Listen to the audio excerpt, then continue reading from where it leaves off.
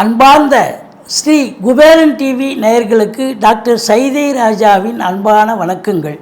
நாம் இப்பொழுது இந்த எபிசோடில் தமிழ் மாத ராசி பலன், அதாவது கடைசி மாதம் பங்குனி மாத ராசி பலன்களை நாம் சொல்ல இருக்கிறோம். வாக்கிய பஞ்சாங்க அடிப்படையில் கிரகங்கள் 12 ராசிகளுக்கும் எப்பேற்பட்ட பலன்களை வழங்கப் போகிறது என்பதை ஒவ்வொரு ராசியாக பார்க்கலாம். வாங்க கிரக நிலைகளை பார்ப்போம். இந்த பங்குனி மாதம் 1ஆம் தேதி மேஷத்தில் குரு பகவான், சந்திர பகவான் இருக்கிறார்கள். கன்னியில் கேது பகவானும், மகரத்தில் செவ்வாய் பகவானும், கும்பத்தில் சனி பகவானும், மீனத்தில் சூரியன், புதன், ராகு பகவானும் அமர்ந்திருக்கிறார்கள். இது அன்றைய கிரக நிலைகள். மாறுதல்கள் என்பது உட்பட்டது. அப்போ செவ்வாய் பகவான் பார்த்திங்கன்னா முதல் 2 வாரம் மகரத்தில் இருக்கிறார். அடுத்த 2 வாரம் கும்பம் சென்று பலன்களை தர இருக்கிறார். அதுபோல் சுக்கிர பகவான் முதல் 2 வாரம் கும்பத்திலையும் கடைசி 2 வாரம் மீனத்திலையும் இருந்து சஞ்சாரம் செய்து பலன்களை தர இருக்கிறார். இதில் சந்திர பகவான் பொறுத்தவரையிலையும் ஒவ்வொரு ராசிக்கு 2.25 நாள் இருந்து இப்போது ஆரம்பத்தில் மேஷத்தில் இருந்தாலும் கடைசியில் பார்த்திங்கன்னா ரிஷபம் வரை, அதாவது 12 ராசியை கடந்து மறுபடியும் ரிஷபம் பலனை தர இருக்கிறார். இதில் புத பகவானை பற்றி நம்ம ஸ்பெசிஃபிக்காக சொல்ல வேண்டிய ஒரு விஷயம் என்னன்னா, புத பகவான் வக்ர கதியில் இருக்கிறார். ஏற்கனவே அங்கே நீச்ச நிலை, இப்போ வக்ர நிலையில் இருக்கிறார் சொன்னால் அப்போ உச்சம் பெற்ற பலனை தரக்கூடிய ஒரு நிலையில் புத பகவான் இருக்கிறார் என்பது குறிப்பிடத்தக்கது. இந்த பங்குனி மாதத்தில் 2 விசேஷமான ஒரு நாள் அப்படின்னு பார்த்தீங்கன்னா, பங்குனி 11 பௌர்ணமி திதி வருகிறது. அதுபோல் பங்குனி 26 அமாவாசை திதி வருகிறது. இந்த 2 நாளும் ரொம்ப முக்கியமான நாட்கள். அன்பார்ந்த கன்னிராசி அன்பர்களுக்கு வணக்கம். கன்னிராசி காலபுருஷனுக்கு 6வது ராசி. உத்திரம் 2, 3, 4 பாதங்கள், அஸ்த நட்சத்திரம், சித்திரை 1, 2 பாதங்கள் உள்ளடக்கியது. புத பகவான் ஆட்சி பெறும் வீடு, இப்பொழுது ஆட்சி உச்சம் பெறும் வீடு. இப்பொழுது இந்த புதன் எங்கே இருக்கிறார் அப்படின்னு பார்த்தீங்கன்னா, மீனத்தில் நீச்ச நிலையில் இருந்தாலும் வக்ரகதியில் இருப்பதால், ஒரு கிரகம் நீச்சம் பெற்ற கிரகம் வக்ரம் பெற்றால் உச்ச பலனை தரும்னு சொல்லுவாங்க. அப்போ ராசிநாதன் நல்ல நிலையில் இருக்கிறார். அங்கிருந்து ராசியை பார்க்குறார். மிக மிக சிறப்பு. இவர் 1க்கும் 10க்கும் ஆதிபத்தியம் உடையவர். 7ஆம் இடத்தில் இருக்கிறார். இப்போ 7ஆம் இடம் என்பது ஒரு நட்பு ஸ்தானம். அதாவது 7ஆம் இடம் என்பது நண்பர்கள் ஸ்தானம், மனைவி ஸ்தானம்னு சொல்லக்கூடிய இடம். அப்போ 7ஆம் இடத்துல ராசிநாதன் இருக்கிறார்னு சொன்னால், இந்த கூட்டு தொழில் செய்ய விருப்பம் உடையவர்கள் தாராளமாக இந்த காலகட்டத்தை பயன்படுத்தி கொள்ளலாம். கூட்டு தொழில் சிறந்து விளங்கும். கூட்டாளிகளால் நன்மைகள் நடக்கும். அதே நேரத்தில் வாழ்க்கை துணை அல்லது மனைவி உங்களுக்கு ஆதரவாக இருக்கக்கூடிய ஒரு நிலை இருக்கிறது. இருந்த போதிலும் கேது ராசியில் இருந்து 7ஆம் இடத்தில் ராகு இருப்பதால் கணவன் மனைவிக்குள்ள கருத்து வேறுபாடு கண்டிப்பாக வருங்க. கொஞ்சம் விட்டு கொடுத்து போங்க. ஏன்னா மற்ற கிரகங்களை விட ராகு பகவான், ராகு கேதுக்களுக்கு வலிமை அதிகம். உங்களை பொறுத்தவரையிலையும் பாருங்கள், நீங்கள் எப்பவும் நண்பர்கள் புடைசூழ தான் இருப்பீங்க. ஒரு கேன்டீன் போகிறீங்க, ஆஃபீஸ் கேன்டீன் போகிறீங்க, ஒரு 4 பேர் 2 பேராவது தனியாக போக மாட்டீங்க. ஆனால் இந்த காலகட்டம் நீங்கள் தனிமை விரும்பி, ஏகாந்த விரும்பின்னு தனியாக போவீங்க கேன்டீனுக்கு. மற்றவங்க கேட்பாங்க, என்ன சார் நீங்கள் தனியாக வந்துட்டீங்க? ஏதோ நினச்சேன் வந்துட்டேன் அப்படின்னுவீங்க. அதுபோல் இந்த காலகட்டம் நீங்கள் உங்களை நீங்களே தனிமைப்படுத்தி கொள்வீர்கள். தாழ்வு மனப்பான்மை இருக்கும். இது நம்மளால் சாதிக்க முடியுமா? ஏன்னா நீங்கள் ரொம்ப திறமைசாலிகள். இருந்த போதிலும் ராசியில் கேது இருக்கிறதால ரொம்ப யோசனை பண்ணி நம்ம ஜெயிக்க முடியுமா, சாதிக்க முடியுமா? உங்களை நீங்களே தாழ்வு மனப்பான்மை, அதாவது உங்களை நீங்கள் குறைச்சி எடை போட்டு அது போல ஒரு காலகட்டமாக இருக்கிறதால ரொம்ப உங்களை நீங்களே குறைச்சிப்பீங்க. இது இருந்த போதிலும் மற்ற கிரகங்கள் எல்லாமே சிறப்பாக செயல்படுது. உங்களை பொறுத்தவரையிலும் குரு 8ஆம் இடத்துல இருந்த போதிலும் அங்கிருந்து குரு பார்வை பாருங்கள் 12ஆம் இடம், 2ஆம் இடம் 4ஆம் இடத்தை குரு பார்க்குது. அப்போது 2ஆம் இடத்தை குரு பார்த்தா என்னங்க ரொம்ப சிறப்புங்க.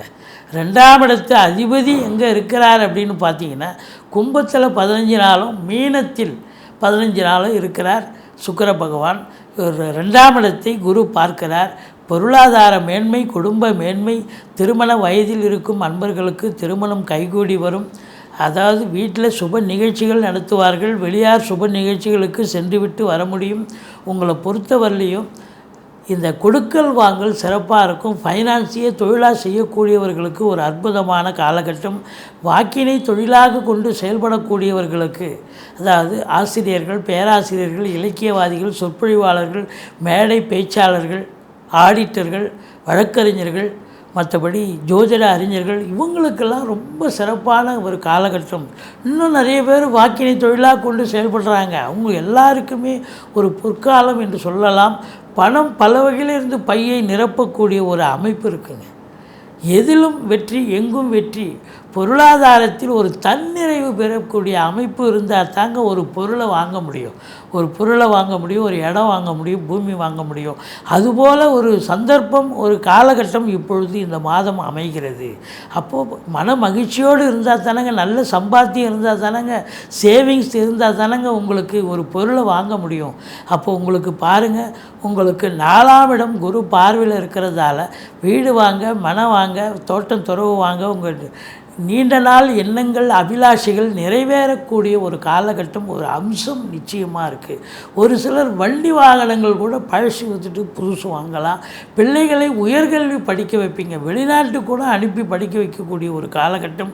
உங்கள் சக்தியை மீறி நீங்கள் கடன் வாங்கி நீங்கள் வெளிநாட்டுக்கோ இல்லை உள்நாட்டில் உயர்கல்விக்கு படிக்க வைக்கக்கூடிய ஒரு நிலை நிச்சயமாக இருக்குது. பிள்ளைகளும் நல்லா படிப்பாங்க. வீடு, அதாவது சொத்து பத்து, real estate, flat promoters, builders, கட்டிடக் கலைஞர்கள், இடம் வாங்கி விற்கக்கூடிய அன்பர்கள், செங்கல், மணல், ஜல்லி, ஹார்ட்வேர்ஸ் போன்ற பிரிவில் பணிபுரிப்பவர்கள், விவசாயம் சார்ந்த துறையில் இருப்பவர்கள், அத்துணை பேர்களுக்கும் இந்த மாதம் சிறப்பான ஒரு மாதம். தாய் வழி சொந்தங்களால் அனுகூலம் கிடைக்கக்கூடிய ஒரு அமைப்பு இருக்குது. உங்கள் சுகஸ்தானம் ரொம்ப திருப்திகரமாக இருக்குது அப்படின்னு சொல்லலாம். இந்த 3ஆம் இடம் பார்த்திங்கன்னா சனி பார்வையில் இருக்குது. எந்த முயற்சி எடுத்தாலும் ஃபஸ்ட்டு அட்டம்ப்ட்டு கொஞ்சம் ஃபெயிலியர் ஆகிடுங்க. செகண்ட் அட்டம்ப்ட்டு மேலே தான் நீங்கள் ஜெயிக்க முடியும். இளைய சகோதரர்களுக்கும் உங்களுக்கும் கருத்து வேறுபாடு வரும். இளைய சகோதரர்கள் பார்த்திங்கன்னா உங்களுக்கும் கருத்து வேறுபாடு மட்டும் இல்லை, அவங்களுக்கு தேக ஆரோக்கிய குறைவு ஏற்பட்டு மருத்துவமனைக்கு அழைத்து செல்ல நேரிடும். மற்றபடி உங்களுக்கு 3ஆம் இடத்து அதிபதி 5இல் இருக்கிறார், 6ஆம் இடத்தில் இருக்கிறார் செவ்வாய் பகவான். எந்த குறையும் கிடையாது. குலதெய்வத்தின் அனுகிரகத்தால் இந்த மாதம் எதையும் சாதிப்பீர்கள். ஏன்னா 6ஆம் இடத்தில் சனி பகவான் இருக்க கொடுத்து வைக்கணுங்க. இளைஞர்களுடைய தேடல்கள் இருக்கு இல்லையா, 35 வயசுக்குள்ளே இருக்கக்கூடிய இளைஞர்களுடைய தேடல்கள், அவங்க என்ன வேலைக்காக முயற்சி பண்ணுவாங்க, படித்து முடிச்சிருப்பாங்க, வேலைக்காக முயற்சி பண்ணுவாங்க, இல்லை வெளிநாடுக்கு வேலைக்கு முயற்சி பண்ணுவாங்க, இல்லை வேறு வெளிநாட்டு கல்விக்காக மேல் படிப்புக்கு முயற்சி பண்ணுவாங்க, இல்லை இன்டர்வியூ ஏதாவது வரும் அட்டன் பண்ணுவாங்க. இப்போ தேர்ச்சி, அதாவது அவங்க இப்போ TNPSC, UPSC, group 4, group 1, group 2 இப்படி ஏதாவது எக்ஸாம் எழுதுவாங்க, பேங்க் எக்ஸாம் எழுதுவாங்க. இதில் தேர்ச்சி பெறக்கூடிய ஒரு காலகட்டம் இருக்குது. இல்லை அவங்க பிளேயராக இருப்பாங்க, அவங்க ஏதாவது வாலிபால், ஃபுட்பால், கிரிக்கெட்டுன்னு அவங்க அந்த 10ஓட 11 இருந்தவங்க இப்போ பார்த்திங்கன்னா நம்பர் 1, நம்பர் 2 பொசிஷன் வரக்கூடிய ஒரு நிலை இந்த ஸ்போர்ட்ஸில் உங்களுக்கு கொண்டு தரும். ஏன்னா 6இல் சனி இருந்தால் அப்படி ஒரு அமைப்புங்க. எதிரிகள் அடங்கி போயிடுவாங்க. போட்டி பந்தயம்னா நீங்கள் தாங்க ஜெயிப்பீங்க. இப்போ இருக்கும், போட்டி இருக்கும், எல்லாம் இருக்கும். ஆனால் அந்த போட்டி பந்தயத்தில் நீங்கள் சாதிக்கக்கூடிய ஒரு வல்லமை கண்டிப்பாக கிடைக்கும் என்று சொன்னால் மிகையாகாது.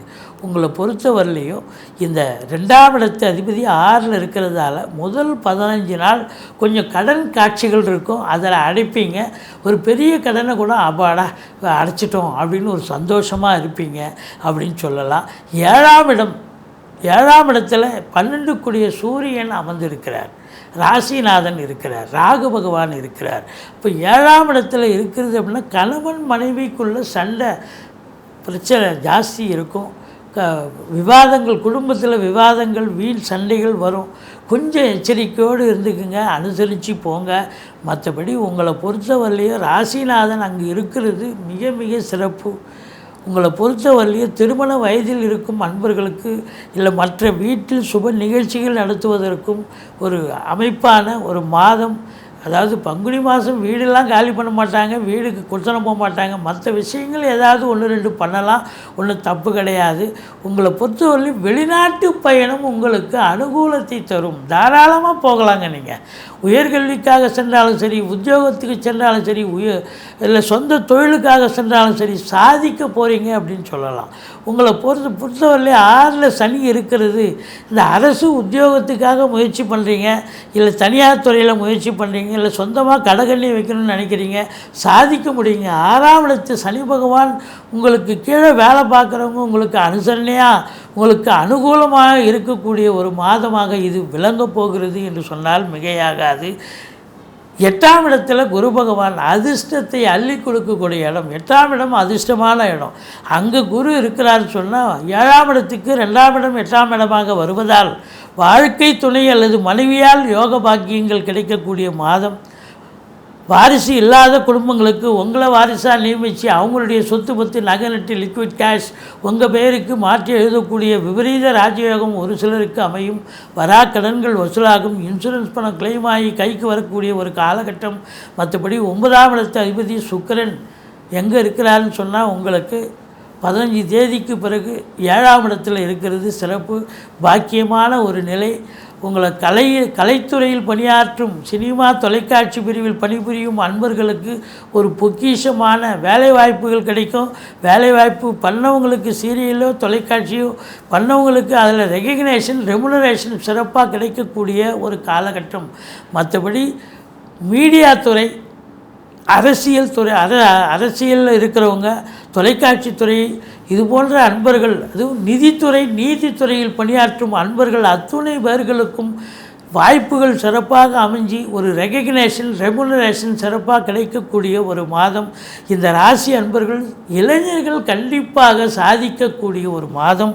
மற்றவங்களுக்கு அப்படின்னா ஓரளவுக்கு ப்ரமோஷன் இன்க்ரிமெண்ட் கிடைக்கும். அதில் புதனுடைய ஆதிக்கம் நிறைந்தவர்களுக்கு சாதனை புரிவீர்கள். சுக்கிரனுடைய ஆதிக்கம் நிறைந்தவர்களும் சாதனை புரிவீர்கள். உங்களை பொறுத்தவரையிலையும் இந்த கன்னி ராசிக்கு 5 நாள் சந்திராஷ்டிரமம் வருதுங்க. அதாவது ஆரம்பத்திலேயே, அதாவது 1, 2, 27, 28, 29 தமிழ் தேதியை தான் குறிப்பிடுறோம். இந்த காலங்கள் உங்களுக்கு எச்சரிக்கையாக செயல்படுங்கள். மற்றபடி நீங்கள் பிள்ளையாரை வழிபாடு செய்யுங்கள், துர்க்கையை போற்றுங்கள். வாழ்க்கை வளமோடும் நலமோடும் அமையப்போகிறது. நன்றி. வாழ்க வளமுடன். ஸ்ரீ குபேரன் டிவியை பார்த்தமைக்கு நன்றிகள். மேலும் இது போன்ற தகவல்களை தெரிந்து கொள்ள ஸ்ரீ குபேரன் டிவியை சப்ஸ்கிரைப் செய்யுங்கள். மறக்காமல் பெல் ஐக்கானை கிளிக் செய்யுங்கள்.